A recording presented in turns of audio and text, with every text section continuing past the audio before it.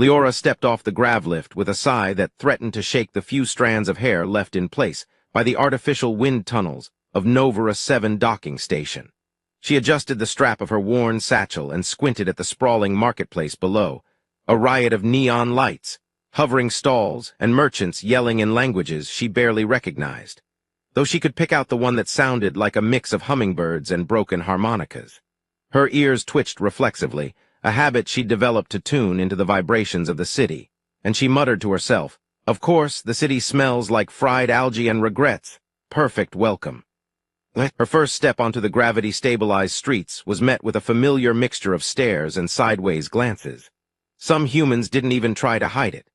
Children pointed openly, laughter bubbling like trapped plasma, while adults whispered behind their hovering carts, pretending their holographic screens demanded their attention.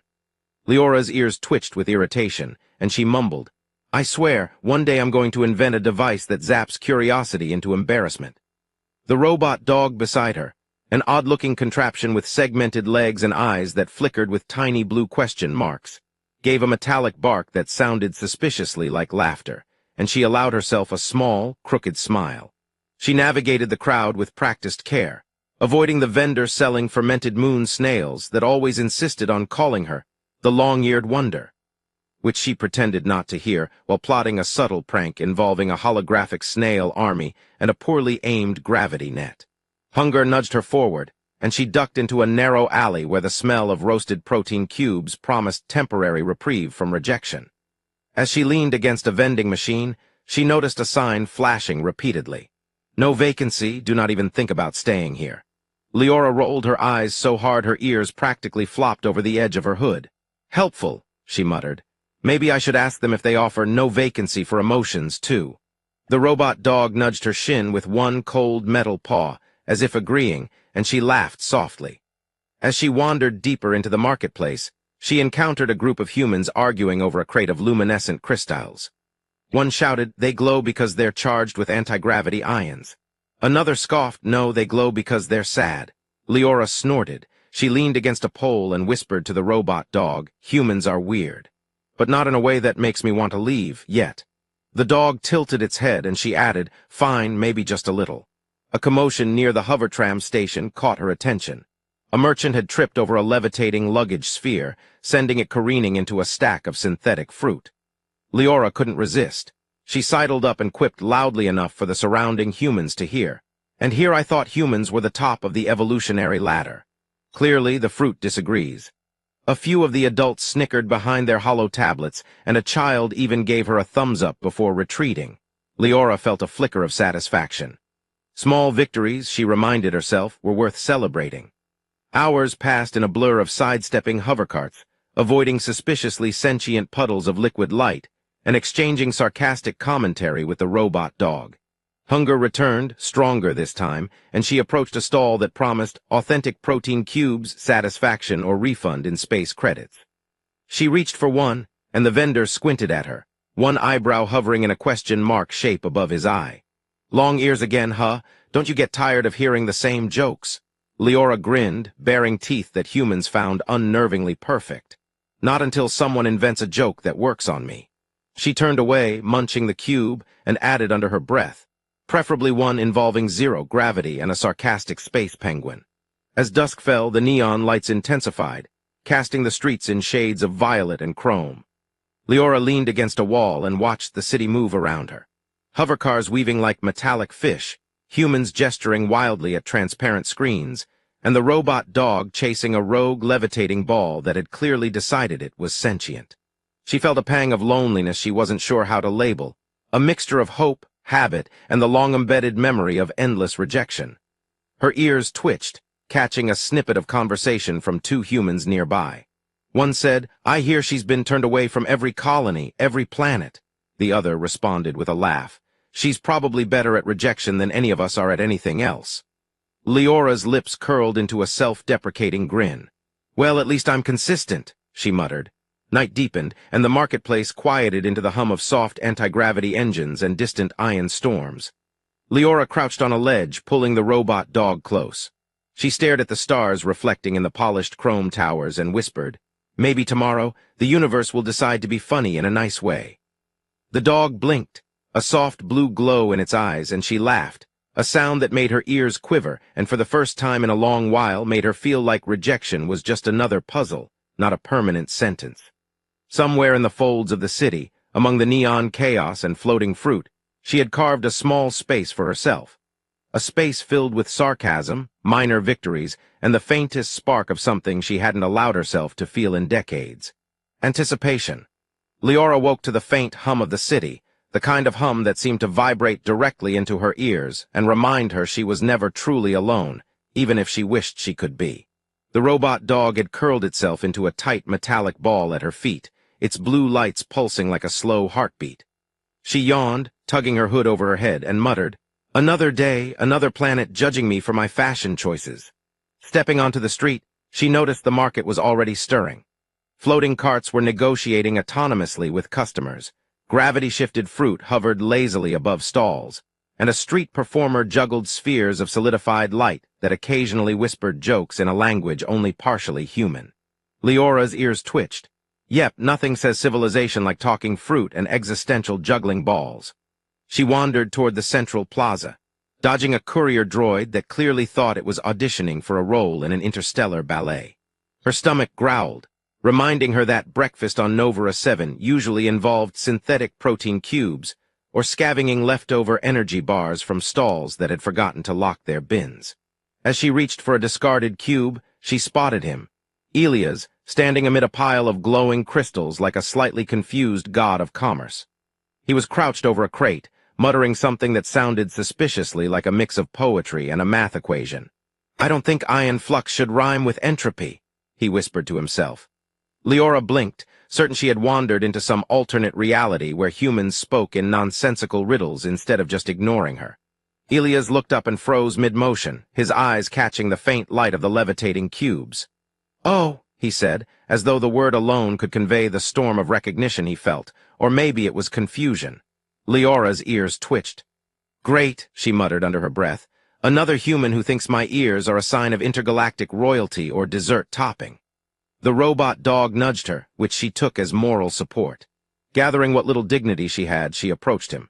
"Need a hand, or are the cubes negotiating a union?" she asked, voice dripping with sarcasm. To her surprise, he laughed, a short, genuine laugh that made his eyes crinkle. "Actually, that would be amazing. Some of these crystals have decided they have better places to go." He gestured at the crates like they were temperamental pets. Leora smirked. "Well, I do have experience calming stubborn beings. Some even have more than 2 ears." She waved at her own, which twitched involuntarily. Elias raised an eyebrow. "I like that," he said, eyes twinkling. "I take it you speak fluent sarcasm."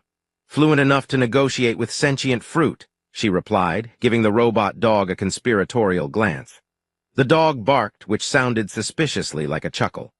For the next few hours, they worked together, lifting crates, dodging anti-gravity mishaps, and laughing at the occasional sparks when cubes collided with floating carts. Leora found herself explaining the quirks of Novara 7 Marketplace, which vendors had a soft spot for aliens with long ears, which droids were prone to existential crises, and why the holographic Lost and Found frequently contained items that were clearly not lost but intentionally misplaced.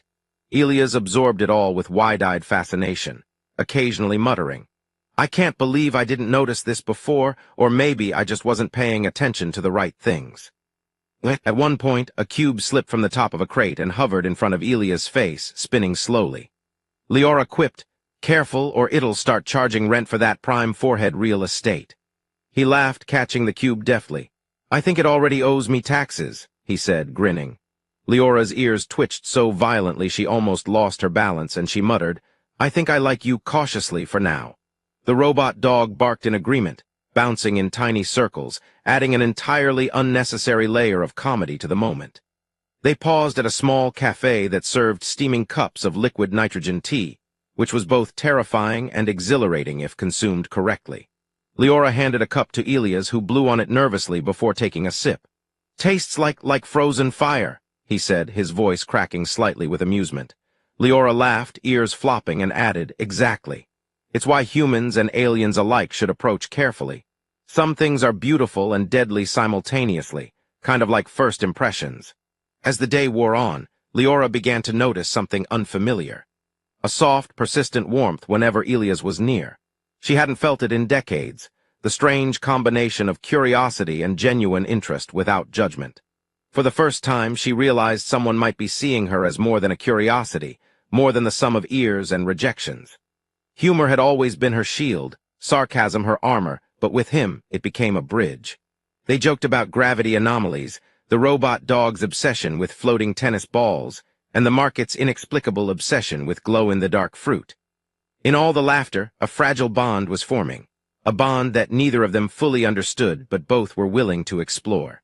By the time the artificial moons rose over Novara 7, casting fractured reflections across the metallic plaza, Leora and Elias sat side by side on the edge of a gravity-shifting fountain, their conversation meandering from the absurd to the personal. She realized the weight of decades of rejection had lifted slightly, replaced by a cautious hope she wasn't sure how to name. Elias tossed a glow cube into the air, catching it with a grin. "You know," he said, "I've never met anyone like you."